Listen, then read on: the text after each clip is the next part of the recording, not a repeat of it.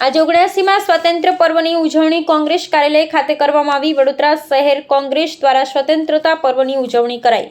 સ્વતંત્ર પર્વની ઉજવણીમાં શહેર પ્રમુખ, ઉપપ્રમુખ, મહામંત્રી તેમજ ચૂંટાયેલા કોર્પોરેટરો ઉપસ્થિત રહ્યા। પ્રમુખ ઋત્વિજ જોશી દ્વારા સ્વતંત્રતા પર્વ નિમિત્તે પ્રવચન આપી કાર્યકર્તાઓનો ઉત્સાહ વધારવામાં આવ્યો।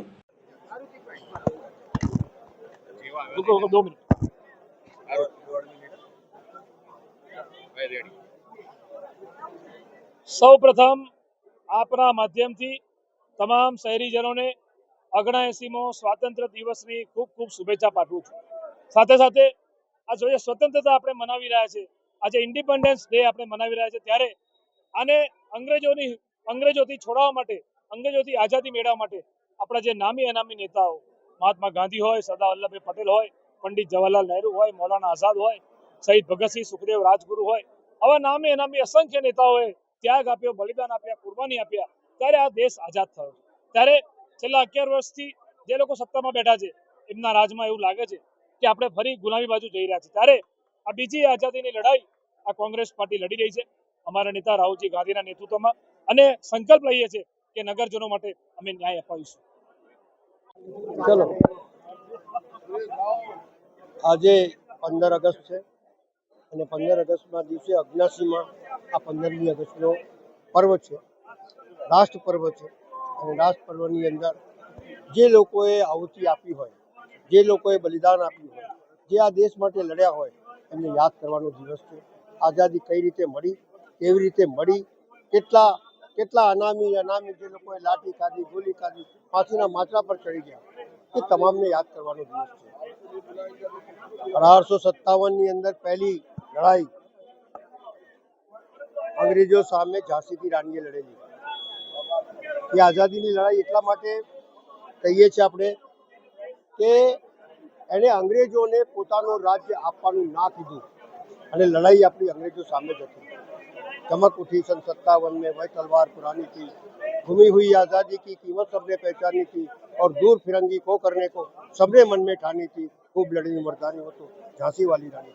वो 1857નો દિવસ ત્યારથી આઝાદીની લડાઈ શરૂ થઈ।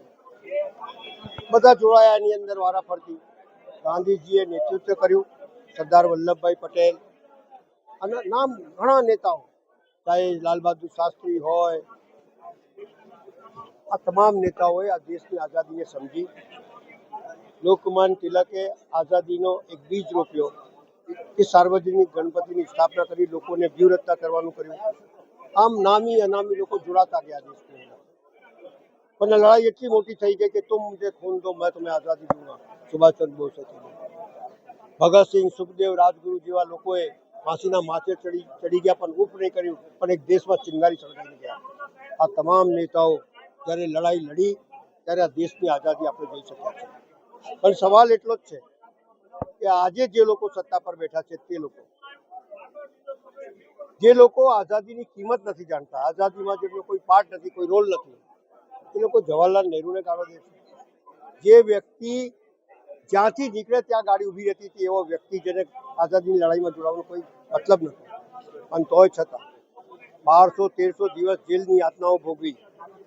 સરદાર વલ્લભભાઈ પટેલ જેલમાં ગયા, 600 રજવાડા ભેગા કર્યા, 662, પણ કોઈ દિવસ એવું નહીં કીધું કે મેં કર્યું છે।